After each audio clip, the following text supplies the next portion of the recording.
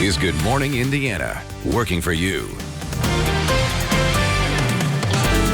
It's Wednesday, July 22nd, and right now on Good Morning Indiana. It's scary, and we have to be careful what time we're out and about and what areas we're in. Hundreds of people walk along the downtown canal every day. Working for you, we're looking at an event happening today to highlight new safety measures downtown.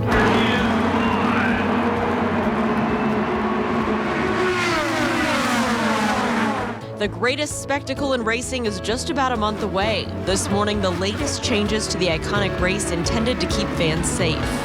And the pandemic continues to take its toll on Hoosier businesses. We're talking to one business owner who just made the heartbreaking decision to close up shop. Welcome to Good Morning Indiana on this Wednesday, July the 22nd. This morning, Lauren, no need to water the flowers or to turn on that sprinkler because I think we're getting plenty of that kind of stuff here in the area. Okay, and yesterday everything was looking a little dry out there, so my mom was nice enough to water some of my pots. And of course, that's probably what brought all this rain because that's just how it works, right, Todd?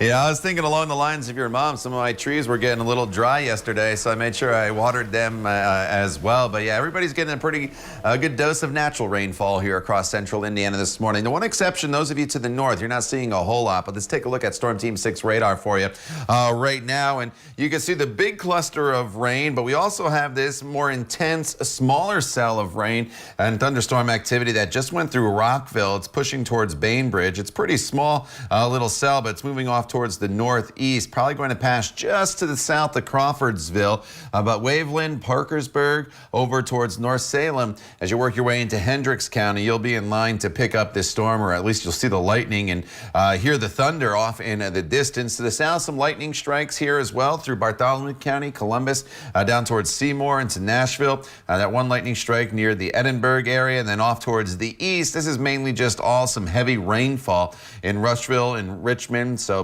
likely some ponding on some roadways here in eastern portions of the state. The overall picture shows more storms back off in Illinois. They're going to be off and on here throughout the course of the day today. We'll talk more about that coming up in just a few minutes. Lauren. All right, Todd, thank you. Let's take a look at traffic as you're heading out on the roads at this early hour. This is south of downtown, I-65 and Keystone Avenue.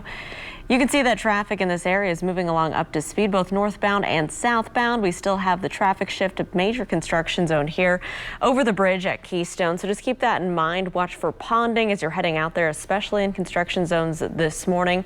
We'll keep you updated if there are any major crashes or delays to slow you down. But right now, everything looks pretty good around the metro area. Raphael.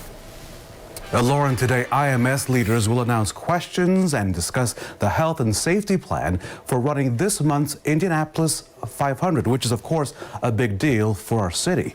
On Tuesday, track officials announced that attendance for the race will now be at about 25% capacity, and that's about 60,000 fans. In June, officials said that fans would be limited to 50% capacity. Some other big changes at this year's race: face coverings will be required, and ticket sales will stop after this Friday to further limit the crowd. This morning's news conference is at 11 o'clock. Look for details on the RTV6 app as well as the news at noon. The 104th running of the Indianapolis 500 is scheduled for Sunday, August the 23rd.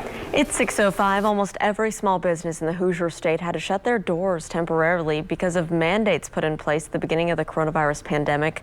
This morning, our Kelsey Anderson joins us from Greenfield with the story of a local business that can't survive post-pandemic.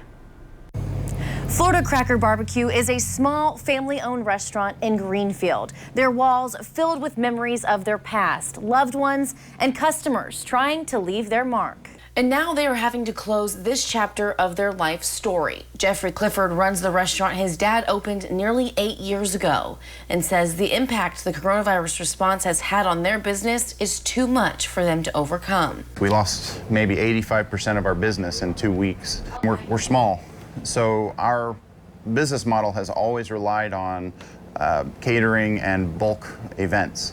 And without that aspect, with the small gatherings, no gatherings of more than 10, then 25, then 50, that That's probably 40 to 50% of our annual budget gone. Clifford says while his dad was reading the comments under their Facebook post about the closure, he said it felt like reading his own obituary.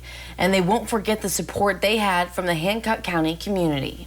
They plan to be open until the end of August, and they want to thank anyone who's been in here in the last 8 years. In Greenfield, Kelsey Anderson, RTV 6. Kelsey, thank you. The pandemic, we know, is sending thousands of companies, big and small, into bankruptcy. So far, there have been 3,600 Chapter 11 filings this year. That's up 26% since this time last year. According to the numbers from Epic Global, the financial experts say that the worst is not over just yet. More retailers and oil companies are at risk of filing for bankruptcy later this year. Here's a look at how the coronavirus is now impacting our state on this Wednesday. On Tuesday, state health officials confirmed 734 new cases of the virus. In total, nearly 58,000 Hoosiers have been diagnosed with COVID-19. Health officials also confirmed 20 new coronavirus deaths. So far, 2,652 Hoosiers have died from COVID-19. Indiana's positive case rate now stands at 9%. Today, the mayor of Indianapolis and the police chief will lead their first public safety walk since the start of the pandemic, and it will be in a high-profile area. Our Alyssa Donovan is joining us from downtown with the details. Alyssa, good morning. Good morning, Lauren. And that public safety walk is taking place here on the canal. The mayor and the police chief will be here this afternoon right around 4 p.m. to do that walk. And this is something that they've been doing since 2017. This will be the first public safety walk since the coronavirus pandemic started. Usually they happen monthly, and there are growing concerns about safety along the canal in downtown Indianapolis. And that's after more violence at the popular attraction. It comes after 2 separate fatal shootings along the canal in recent weeks. One shooting left a 24-year-old woman dead, and another one left a 14-year-old boy shot and killed. People we talked to say they won't stop enjoying the canal, but they are going to be more alert. It's scary, and we have to be careful what time we're out and about and what areas we're in. It's just being a little bit more aware. And the public is encouraged to attend the walk. If you want to participate, you are asked to wear a mask. That, again, starts today at 4 p.m. You can meet the mayor and the police chief. They're going to be near the Colts Play space. That's between St. Clair Street and Walnut Street. Reporting live, Alyssa Donovan, RTV 6. A father is accused of killing his own son, and Metro Police are now searching for the 10-year-old's remains in Indianapolis. IMPD arrested 37-year-old Anthony DeBaya on Monday for his alleged involvement in the disappearance and death of his son, Nakota Kelly. DeBaya is now charged with murder. On Sunday, officers say they found a crime scene at a home on West Lake South Drive on the west side of Indianapolis. But neither DeBaya nor 10-year-old Nakota were there based on the evidence found inside the home. Police believe that Nakota is no longer alive. According to court documents, DeBaya had made at least 2 separate phone calls to 2 different people on both July the 18th and July the 19th, allegedly saying that he had killed Nakota. Court documents also say that DeBaya asked a person on one of his calls if he could borrow a suitcase, and then said he had suffocated his son with a bag. DeBaya then allegedly told the person that he took his son to the bathroom to make sure that he was dead, and then dumped the body. Now, on Sunday, July the 19th, the Missouri State Highway Patrol located DeBaya with his vehicle in the middle of Missouri, traveling away from Indiana. IMPD detectives went to Missouri to follow up on this ongoing investigation, although DeBaya refused to give a statement to police. He was arrested and is currently charged with murder. Now, IMPD detectives are still searching for Nakota Kelly's remains. If you know anything about this ongoing investigation or saw anything, you're being asked to call Crime Stoppers. You can remain anonymous. That number, by the way, is 317-262-TIPS. And new this morning, police in Greene County need your help to find a missing teenager. Police say that 16-year-old Isaiah Robinson left his Jasonville home around 10:30 Monday night. His picture's on your screen right now. He was last seen wearing a black t-shirt, gray sweat shorts, and he also has diamond earrings in both ears. He's also possibly barefoot. If you have any information about Isaiah's whereabouts, please call police. Lauren, new this morning, the Indiana High School Athletic Association is changing which students can participate in high school sports. The group says that those taking part in virtual classes can play sports. Now, typically, virtual or online students cannot be involved with sanctioned teams. Earlier this week, as you may recall, we shared the frustrations of a Franklin Township family, a mom in particular here in Indianapolis, who feels the pandemic makes traditional learning unsafe. However, the mother says she believes athletics remain safe. Under the new bylaws, local school districts can make their own rules regarding online learning and sports. Well, lots of companies are laying workers off, even closing up shop. But coming up at 6:14, we'll introduce you to one company that's expanding and hiring Hoosiers. Todd. And Lauren, it's been a pretty active morning of weather for us here all across central Indiana, with the exception of those of you to the north. You've missed out on a lot of this rainfall, but you can see these waves of rain continuing to move through on the eastern side of the state. And then we also have isolated storms here near the Rockville area. We'll talk all about the storm chances not only for this morning, but the rest of the day ahead coming up when Good Morning Indiana continues right here on RTV 6.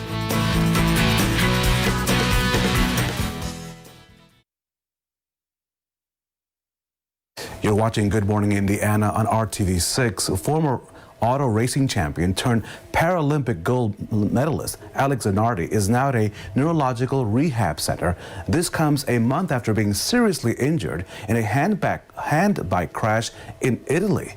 The Italian hospital treating Zanardi since the June 19th crash announced his release but did not say where he was taken. Zanardi underwent several surgeries to reconstruct his face after crashing into an oncoming truck during a relay event. Zanardi is a two-time kart champion who lost both legs after a horrific crash during a race in Germany. Lauren? Raphael, while many companies we know are laying off workers or even closing down, a longtime Indiana company is announcing a major expansion. Palmer Trucks is a family-owned truck sales, parts, and service provider, and they announced plans to purchase the former Celadon Group facility on the east side of Indy to create Kenworth of Indianapolis East. It will be a training center, warehouse, body shop, and dealership. This expansion will create 200 jobs. It has been an unprecedented 4 months, and we are proud of our family for making this investment in our people and our business. We are thankful for the past 4 months that we did not lay anybody off. We stood by our people in order to support our customers. Well, the company expects the new location to be fully operational this fall. They're looking to hire diesel technicians, sales, and logistics employees. You can find out more information right on our website. Just go to hiringhoosiers.com. It is 6:16 on our Wednesday, and the radar still has some storms and showers moving through our area. Todd, what can people expect as they're waking up right now?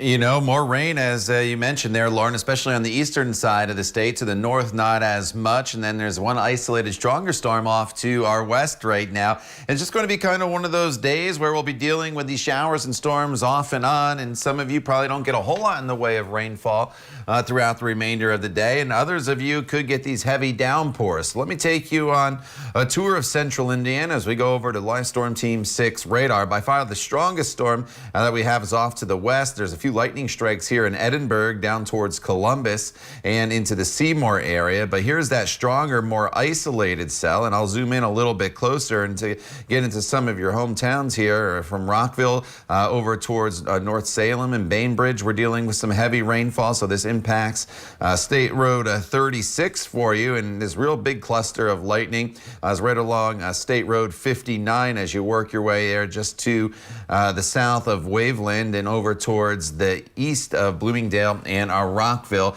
And this cell is moving off towards the northeast, so it's going to be heading eventually here into portions of southern Boone County and northern parts of Hendricks County, eventually into North Salem, I should say. It's not quite there as of yet, and I'll track it here off towards the northeast. Probably going to miss Crawfordsville, but eventually there at North Salem at 6:33, advance by 6:40, and Bainbridge here coming up shortly across the area. Now, as we shift over towards the east, this is generally just some light to moderate rainfall now, not picking up any lightning strikes, but the overall weather pattern is going to be very active. There's a front that's stalled across the area, and you can see these showers and storms are just moving right along the front.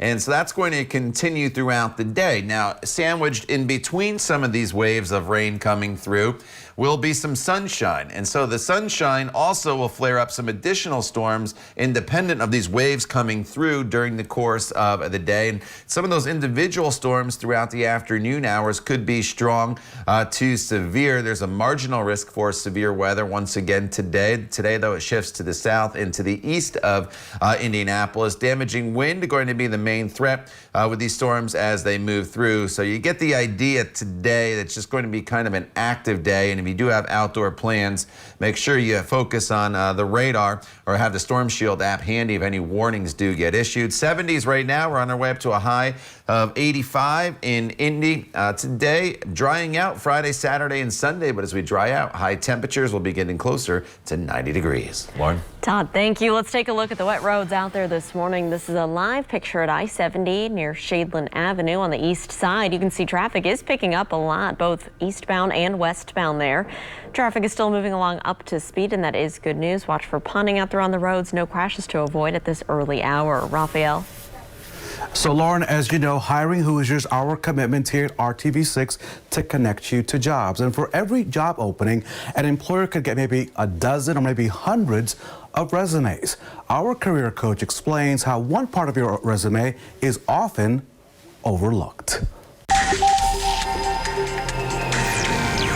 What is a resume objective, and how do you write a good one? A resume objective is your opening statement. This is the attention grabber where you try to convince hiring managers that your resume is worth reading. How do you accomplish this? Start with a strong personal quality, add 2 to 3 skills, describe your goals, and say how you can make a contribution to the company. State the position for which you are applying and use the name of the company. For example, dependable, organized leader seeks a position as a manager at Company A to develop a winning sales team. Keep it short and to the point. If you land that job interview, be prepared to give examples of how you will use your skills and personal qualities to benefit the company. For example, I am hardworking and dependable, and I expect my team members at Company A to be the same. Keep in mind that whatever you say in your objective statement, you need to back up with specific examples in your interview. If you say you are dependable, back it up. For example, I received an award at my last job for perfect attendance. It is a good idea to research the goals of the company so you can align your objective to match them. You can have several different objective statements that target specific companies and their goals. It's fine to have many different resumes. Technology makes this easy to do. Don't limit yourself. The possibilities are exciting, and you can achieve your career objective. All right, I want to thank you for our career coaches for their advice as always. The new Cheetah Chase water coaster is now launching at Holiday World and Splash and Safari, and you can be one of the first people to ride it, all thanks to Good Morning Indiana. This morning is your chance to win a pair of ticket vouchers to the parks. All you have to do is be the 6th caller right now. The number is on your screen, 317-269-1459. Good luck. It's 6:22 on your Wednesday, and we'll be right back.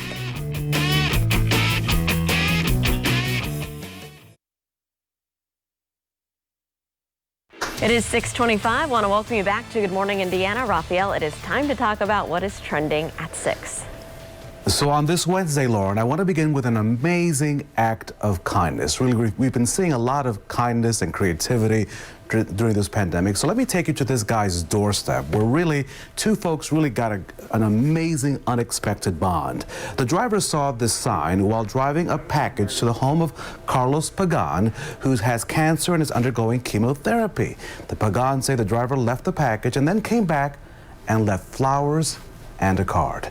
The pair met a week later, and Carlos learned that the driver has a personal history with the disease. But amazing connections being made as people really work together and find ways to uplift each other. That's just been simply great to see. Yeah, I love that story, Raphael. Okay, this is pretty cool. A woman is making baseball history. Alyssa Nacken is the first female coach on the field during a major league game. She entered during the late innings to coach first base for the San Francisco Giants in their exhibition game on Monday against the Oakland A's. Nacken is also the first female coach on staff in league history. She joined the Giants organization in 2014 as an intern in the operations department. Way to go. Okay. Yet again, some girl power on this Wednesday, and this is a mighty 13-year-old. Say good morning to Mariah Roberts. She's our hometown hero today. Mariah raises awareness about sickle cell anemia and encourages people to donate blood.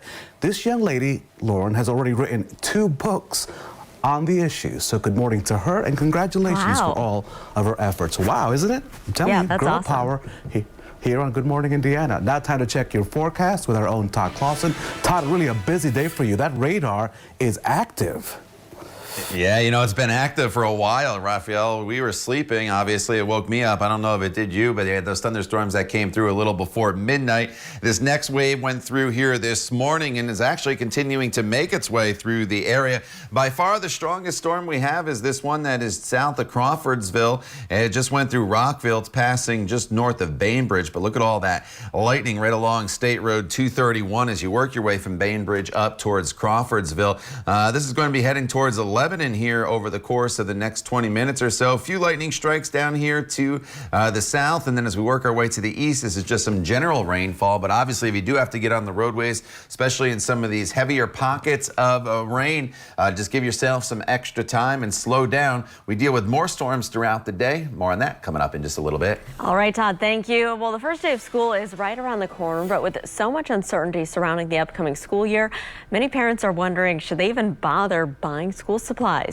Working for you, John Mattery shows us what some savvy parents are doing right now so that you don't waste your money. We are now entering peak back-to-school shopping season. But in this year of the COVID pandemic, many parents are holding off, not sure if their children will even be setting foot into their schools this fall. This is what back-to-school shopping normally looks like. I love it. But these are not normal times. With many schools already planning for online learning this September, there's no need to buy lots of school clothing or even backpacks. But it turns out learning at home may actually boost sales, according to the National Retail Federation. It says parents will be buying more laptop PCs and iPads than ever before. The result, shopping is expected to be 3 to 5% higher than last year. But from the Doesn't That Stink file, the bad news for brick and mortar retailers. The Retail Federation says online sales will soar this school year as families avoid going to the mall. 45% of shoppers plan to do more online shopping this year. That means if you'd like to browse the mall for school shopping, you'll find fewer stores open and much less merchandise on shelves when you get there. Need a trip to the Apple Store? Well, 30% of them are closed, and those that are open won't let you play with the displays. If stores find clothing and other school merchandise not selling well by the middle of August, look for huge markdowns later in the month so you don't waste your money. I'm John Mattery. Good Morning Indiana. This is Good Morning Indiana, working for you. Now on Good Morning Indiana on this Wednesday morning, here's a look at your 6:30 news feed. An Indianapolis man already serving time for killing a pizza delivery driver is now charged with killing a co-defendant in the case inside a state prison. Derek Romano is charged with the May death of Jeremiah Roberts at the Wabash Valley Correctional Facility in Sullivan County. Investigators have not said what led to the confrontation inside the prison. We now have a better idea of when Metro police officers will begin wearing body cameras while they're on duty. Call 6 Investigates has learned that the first shipment of cameras for IMPD officers is expected to arrive within the next 30 days. Shortly after the shooting death of Drejon Reed, Mayor Joe Hugs had announced that Metro officers would each have the cameras by sometime this summer. Lauren, 3 Purdue students in isolation after testing positive for COVID-19. More than 500 students are currently on campus for the university's early start and summer start programs, and they were required to take a COVID-19 saliva test during check-in. Purdue says none of the students who tested positive had showed any symptoms. The students have been relocated to the university's Purdue Health Center. And another big event falls victim to the pandemic. Zubilation has been canceled by the Indianapolis Zoo. The state's largest black tie event was set for June, but in April it was pushed to August. This year's event was estimated to bring in $2.5 million. If you're still interested in donating your ticket cost or getting a refund, you should go to the zoo's website. Zubilation 2021 is set for June 11th. It is 6:31 here on your Wednesday. Thanks for starting your day with us here on Good Morning Indiana. I'm Lauren Casey. And Raphael, as you mentioned earlier, people may be starting their days a little bit earlier if they hear some of the thunder outside. That's right. Listen, no need for a car wash today, Todd Clausen, but a good day, of course, to download the Storm Shield app because, of course, we're looking at the possibility of some severe weather throughout the day. No, nothing serious right now. Is that correct? Yeah, there's nothing severe out there right now, despite you may be hearing some thunder in some locations. We have one somewhat stronger storm, but most of what's happening right now is just some general rainfall that's taking place. But Raphael's right on track there. Download the Storm Shield app because later on this afternoon, there could be a few stronger storms making its way through the area. Let me go back over to radar for you here, and I'll show you with one of these stronger storms, and it's this one right now over in the Crawfordsville area, just south of it, that we're dealing with some real heavy rainfall and quite a bit of lightning. Most of the lightning just north of a US 36 there in the northern portion of the county, and then just south of Crawfordsville in southern Montgomery County there with some very heavy rain. And this is going to be making its way over towards Lebanon in the next 15 minutes or so. In fact, if you're in Lebanon looking off towards the southwest, you're probably going to see the lightning strikes already. The timing puts it in Lebanon right around 6:50 this morning, and then Zionsville right around the 7 o'clock hour. Off to the south in the Columbus area, we have some heavier rain and a few lightning strikes. Then as we slide off towards the east, some real heavy rainfall in Shelbyville and Shelby County, some lighter rain over towards Richmond. And this is going to be one of those days where these storms make their way through in these waves, and then also you notice some additional storms will be popping up in the afternoon hours and the peak heating of the day. It's these isolated storms that have the best potential for maybe an isolated thunderstorm warning or two. We'll talk more about that severe threat for you coming up in just a few minutes. All right, Todd, thanks so much. You'll have to deal with some rain on the roads as you're heading out there this morning. This is a look at I-70 and Shadeland Avenue where traffic is traveling up to speed. But the roads are wet, so you'll need to watch for ponding. You may want to watch out for other traffic hazards out there as those storms moved through. Just got a traffic alert about a road closure, Kitley Avenue between Raymond Street and East Washington Street. That's south of this area. It's kind of on the southeast side of town. A tree fallen in the road there blocking traffic. So things like that, keep that in mind as you're heading out the door this Wednesday morning. Raphael. Lauren, it is a popular place to either bike, run, or maybe even jog. So this morning, it's all about safety on the downtown canal. And as you know, the recent uptick in violence along that popular waterway has led to an increased number of police patrols. That's right. And now the mayor and the police chief, they're going to head down to the canal, both to walk and talk about making that area safer. So our Alyssa Donovan is joining us live this morning with more details. Alyssa, good morning. Good morning, Lauren. And today, as you said, the mayor and police chief will be doing their public safety walk here along the canal. These public safety walks are something that typically happen monthly in Indianapolis, but due to the coronavirus pandemic, this will be the first one in quite some time. And the reason they're doing it here at the canal is due to that uptick in violence and concern along the canal. In recent weeks, a 24-year-old woman and a 14-year-old boy were shot and killed in separate incidents here. There have not been arrests in either case. The public safety walk is a way to help build a bridge of trust between area residents and police. It's also a chance for neighbors and business owners to share safety concerns as well as discuss ways to address crime in the area. People we spoke to say they're more aware of the canal and the violence along it since the recent crimes. I always consciously or subconsciously kind of take a quick inventory because you're down here, right? It's not like you're up high and people can see you. So I always, especially when with my wife, I always like to try to get a feel for things.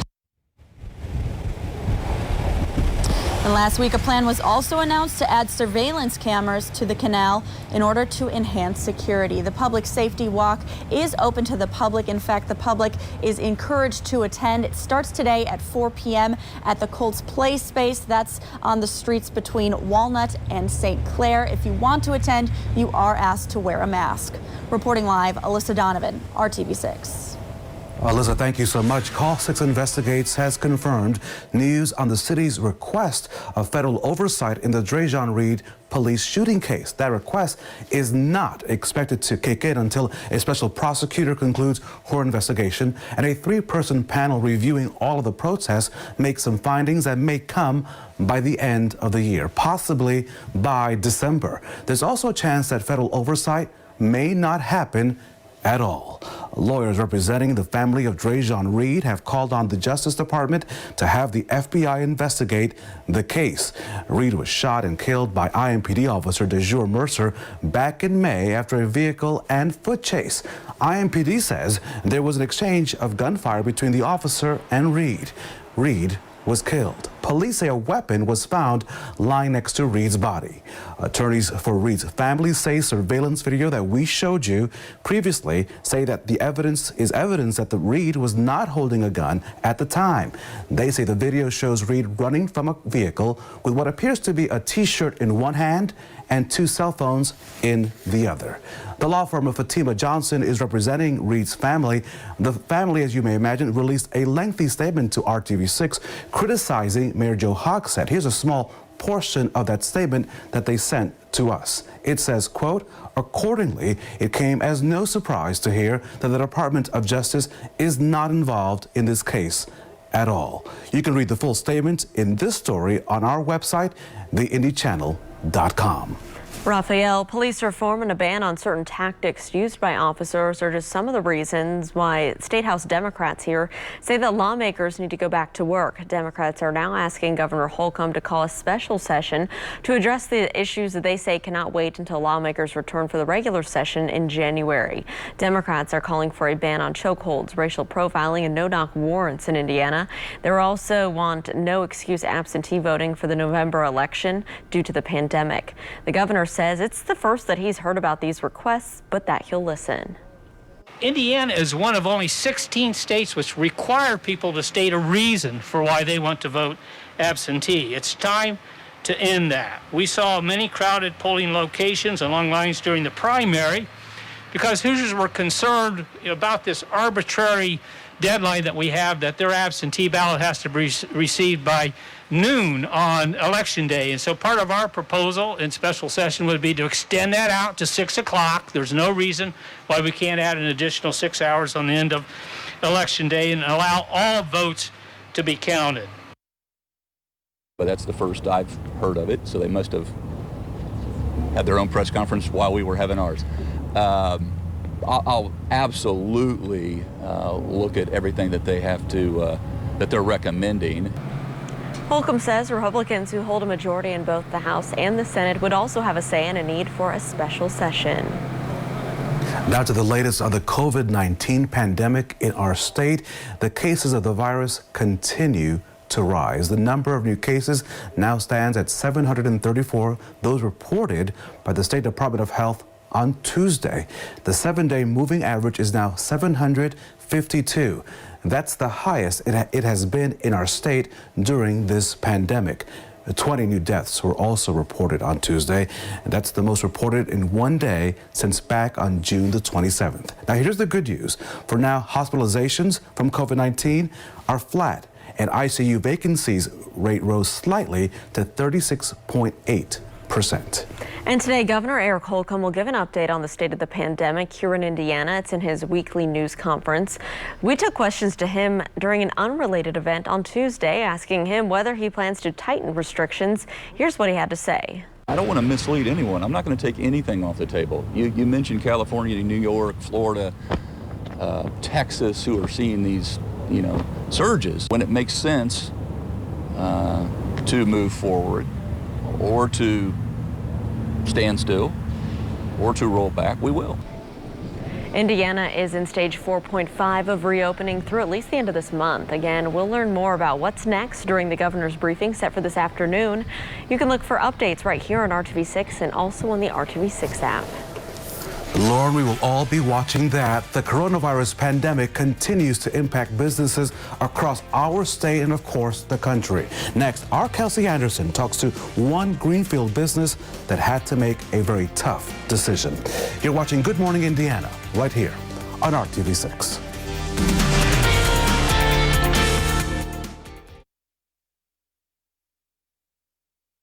Welcome back to Good Morning Indiana. Almost every small business in the state of Indiana had to shut their doors temporarily because of mandates put in place at the beginning of the coronavirus pandemic. Raphael. And so, Lauren, our Kelsey Anderson joins us from Greenfield with the story of a local business that had to make a very tough decision. Kelsey?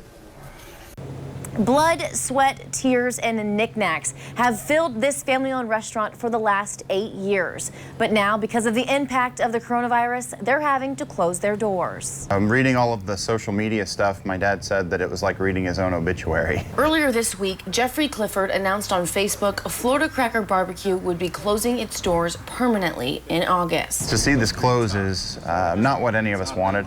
I feel like we've done everything we can to stay open. We've gone from 15 or so employees down to about 4, and I've been working, 80 hours a week just to try to keep us alive. Clifford has been running the restaurant his dad opened nearly 8 years ago, and he says it's hard to see it go. I mean, my daughter was the first customer back before I thought I would come back into the business at all.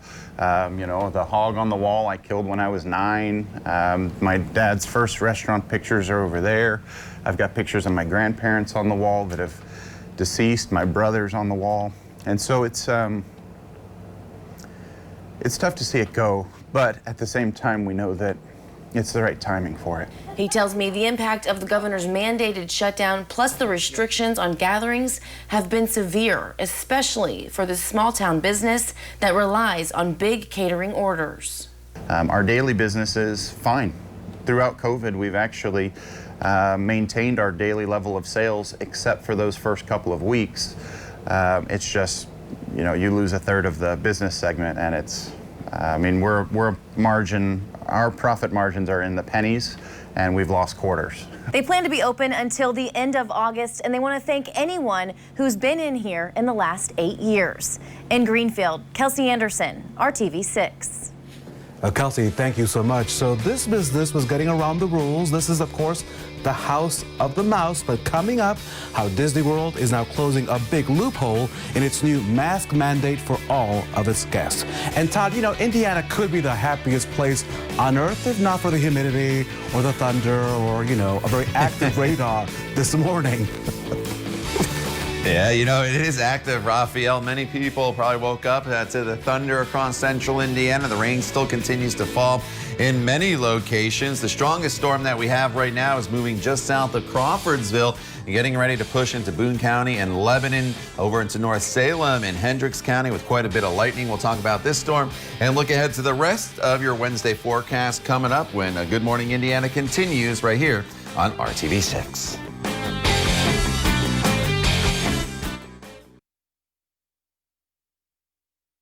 Welcome back to Good Morning Indiana. The happiest place on earth is having to tweak its new rule mandating masks after some of the guests were finding ways around that policy. So let me take you to Florida, all paid expense trip. Here we go, down to Disney World in Orlando, which reopened back on July the 11th. Visitors were required to wear masks at all times, except when taking a sip or having a drink or maybe even just snacking. So it seems too many of the guests were multitasking and walking around the theme parks while eating and drinking without their masks on. So this week, Disney clarified its policy. Now the park requires guests to stay in one place while eating and maintaining appropriate social distancing. So new rules there at Disney World. Hey, Todd Clausen just stepped outside for a few seconds during the commercial break. Light rain here in Franklin, cloudy, and maybe I could hear some thunder at a distance, but not as bad as 4:30 this morning. Yeah, that thunder is pretty far south of you, Raphael, but of course thunder can travel many, many miles, as lightning can travel 10 miles outside the center of a storm, so always keep that in mind. As soon as you hear thunder, you know that lightning is close enough to maybe cause some issues for you and make you have to go inside if you do have outdoor plans. So as we go throughout the course of the day, we'll be dealing with these showers and storms off and on. We've had these waves of rain come through. The wave of rain you see in Cleveland here, that was I hit the wrong button there. Sorry to make you a little dizzy there. I was trying to draw this for you as you make your way through Cleveland.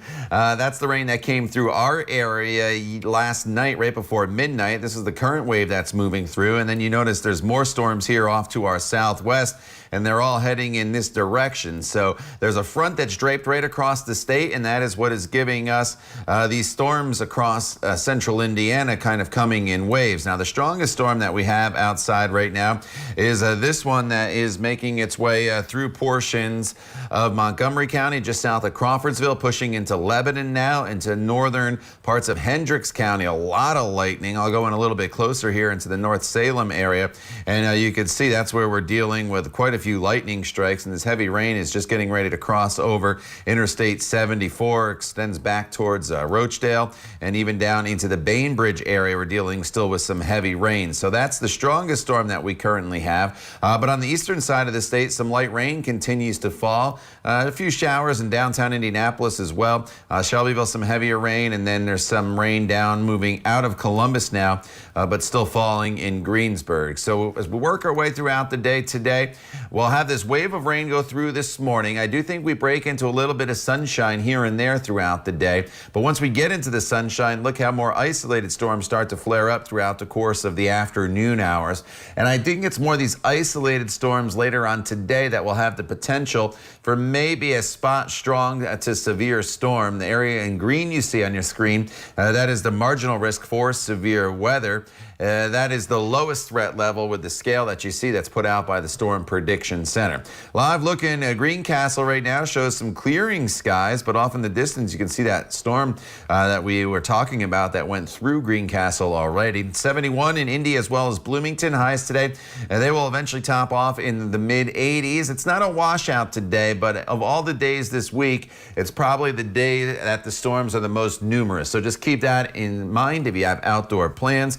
Some spotty storms tomorrow, but not as many as we'll see today. And then Friday, Saturday, and Sunday looking really nice. Temperatures in the upper 80s to low 90s with lots of sunshine across the area. The time now, 6:52. You're watching Good Morning Indiana. Stay with us. We're back in just a few minutes.